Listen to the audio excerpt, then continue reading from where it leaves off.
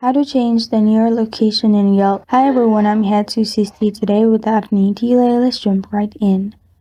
First, open Yelp on your device. Here, at the top, you'll find a search bar. Simply click on the search bar and then add your location, which is current location.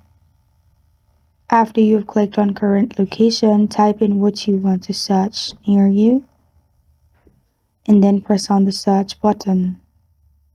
It will give you all information. In my case, I've searched takeout and it is showing me all the takeout from my current location nearby. And in this way, you can search other places like businesses and delivery places near you. And this is how to change the near location in Yelp. Thank you for joining me today. If this video helps you out, please leave a like and subscribe for more. Got a question or want to suggest a topic? Comment below. Thank you for watching.